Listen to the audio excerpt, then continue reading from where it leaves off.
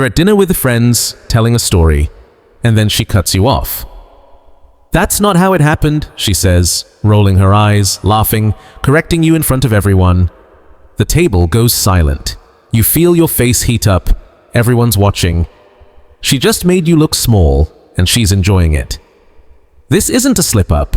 It's not a misunderstanding. It's a calculated act of public humiliation.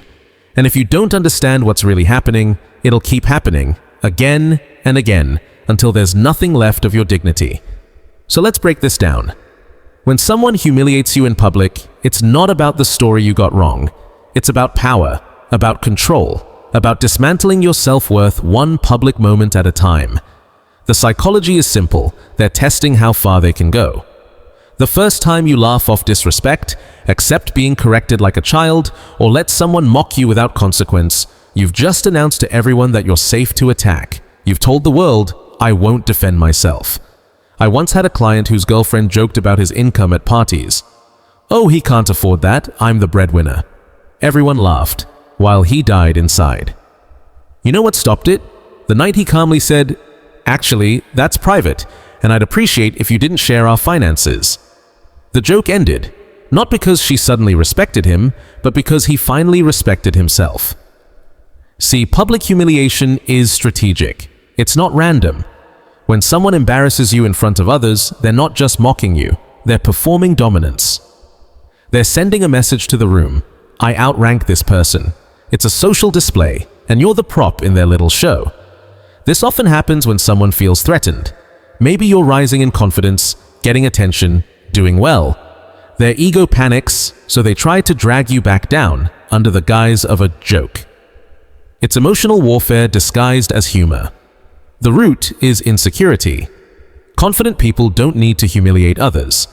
Only those who feel small inside need to make someone else feel smaller. A friend once told me his girlfriend mocked his hobby, restoring classic cars.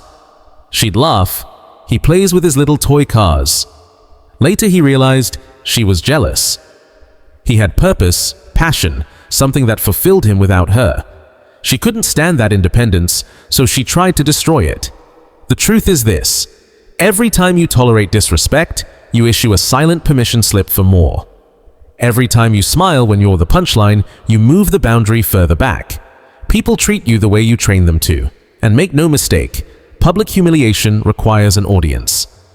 The witnesses amplify the pain. Their laughter, their silence, it all fuels the power dynamic. The humiliator isn't watching you, they're watching them. They're scanning for approval, for that little spark of social validation that says, "Yes, I'm in control." That's why it feels like theater, because it is. And here's what no one tells you. Humiliation only lands if you doubt your own worth. When you don't know your value, others assign it, and it's always less than you deserve. That's why one person can command respect in one room and be mocked in another. It's not about who they are, it's about what they believe they are. If you know your worth, the insults bounce off. If you don't, every jab cuts deep. And the difference comes down to one moment, the first 3 seconds after it happens. Laugh along, it continues. Explode in anger, you lose control. But respond with calm, grounded confidence, set a boundary, and the game ends. Always remember this: humiliation is a test, and your response decides whether they ever try it again. Let me give you a perfect example. A client's wife used to criticize his parenting in front of their friends. "He has no idea what he's doing with the kids," she'd say, half joking, half cruel. One evening, he simply replied, calmly and firmly, "We can talk about parenting privately later. Right now, let's just enjoy dinner dignified, composed, controlled." She never did it again because the game stopped being fun. That's what stoicism and self-mastery look like. Your shield isn't aggression, it's composure. True power isn't controlling others, it's controlling yourself. When someone tries to humiliate you publicly, they're not looking for truth. They're looking for your reaction, your anger, your shame, your frustration. That's their fuel. But when you respond with calm, grounded strength, you starve their fire. This isn't passivity, it's strategy. It's the discipline to choose your response instead of reacting from emotion. It's recognizing that the person trying to humiliate you is exposing their weakness, not yours. They need an audience to feel powerful. You don't. This is what I call the reflection principle. Public humiliation always reflects the insecurities of the one delivering it. Confident people lift others up. Insecure people tear others down. When someone feels the need to humiliate you, they're showing the world exactly how small they feel inside. Think about the most grounded, successful people you know. Do they mock others at parties? Do they need to make someone feel small to feel tall? Of course not. They're too focused on building their own lives to destroy someone else's. Only those who feel powerless steal power through humiliation. The pattern is predictable. First, a small joke at your expense, then a bigger dig, then public correction, then open mockery. Finally, contempt. Each stage is a test to see how much you'll tolerate before you push back. Most people never do, and that's when the relationship decays into quiet degradation. I've seen marriages where the husband has been broken down so completely that his wife mocks him openly in front of their children. Daddy's an idiot, isn't he? And he just sits there because he's been trained that fighting back makes it worse. But it doesn't get worse than zero dignity. The social mechanics behind group humiliation are fascinating. When one person successfully humiliates another, the hierarchy shifts instantly. Everyone in the group starts treating the target with less respect. The laughter, the silence, it all reinforces the new social order. Public humiliation is a public reassignment of value, and if you don't stop it immediately, that new status sticks.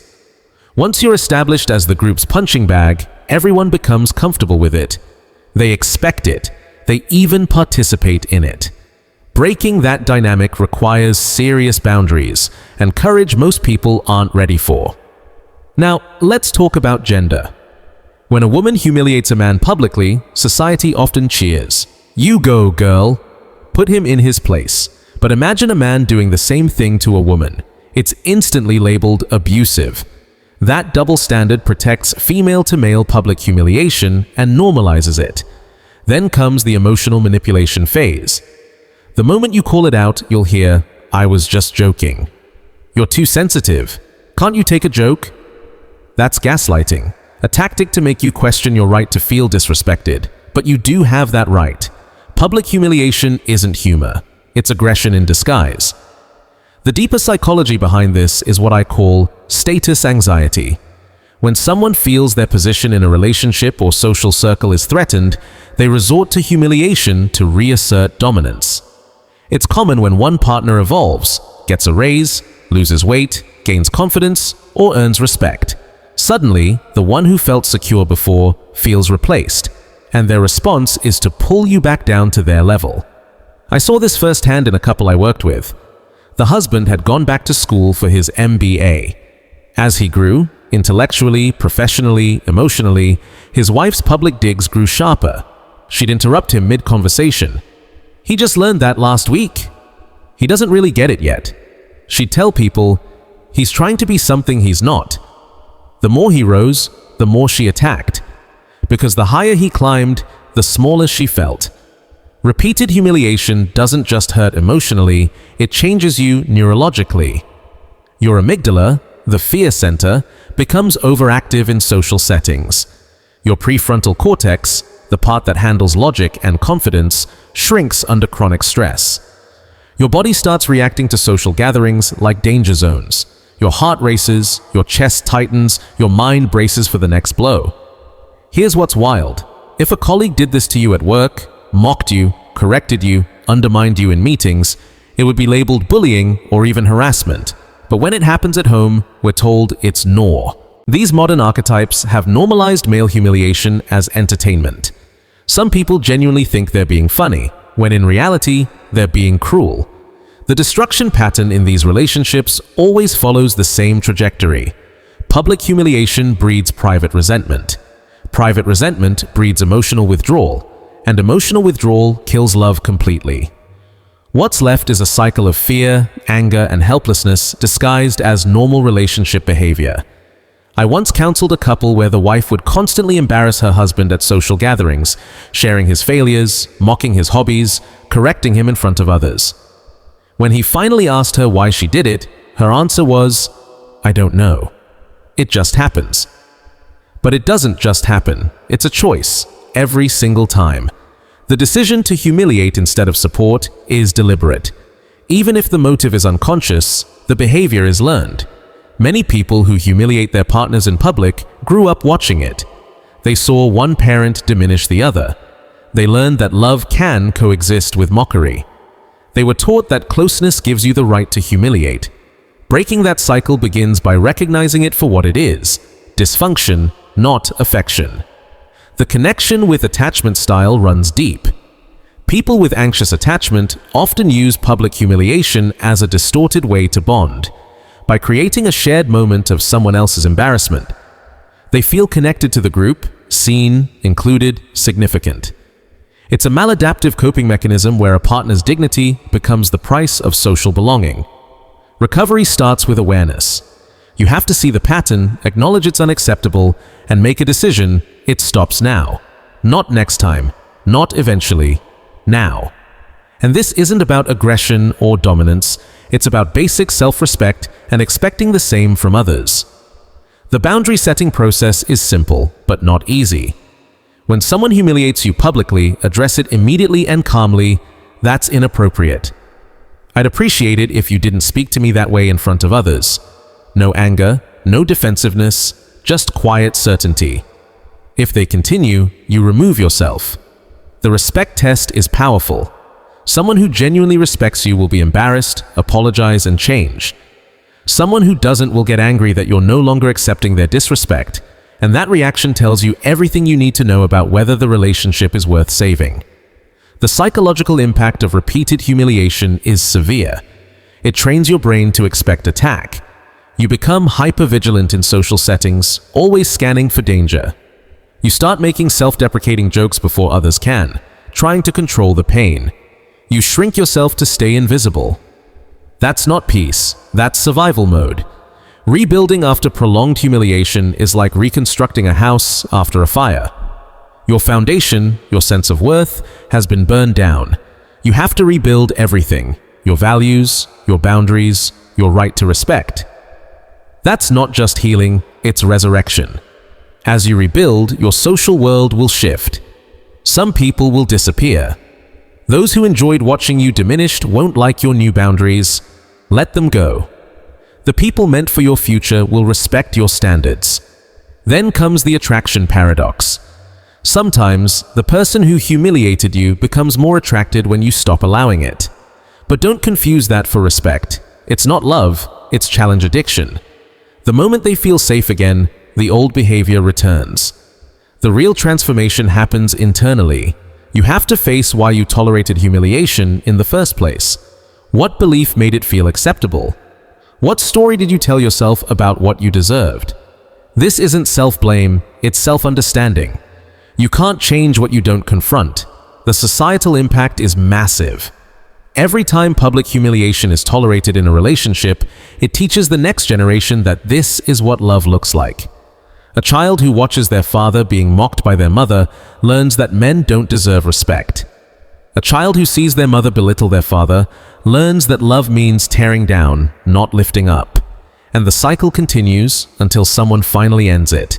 The process of rewiring your mind takes consistency. Your brain has built superhighways for expecting and accepting humiliation. To create new pathways, ones built on respect and self-worth, you need time, repetition, and conscious effort. Every time you enforce a boundary, you're not just standing up for yourself, you're laying new neural foundations for dignity. You're teaching your brain that respect is the new normal. The restoration of dignity isn't instant. You may have spent years tolerating disrespect. Your nervous system has been trained to expect it. Your social circle has adapted to it. Reversing that conditioning requires patience and persistence. Every calm moment of self-defense is another line of code rewritten in your system. Support matters. Surround yourself with people who respect you, who celebrate your wins, who make you feel safe to speak. Build relationships where dignity isn't earned, it's assumed. Let that become your baseline, your new standard of connection. The intergenerational element is undeniable. Men who quietly endure public humiliation often had fathers who did the same. The pattern passes silently through bloodlines until someone decides it ends here. You can be that man, the one who breaks the cycle, the one who teaches his children that self-respect is not arrogance, it's normal.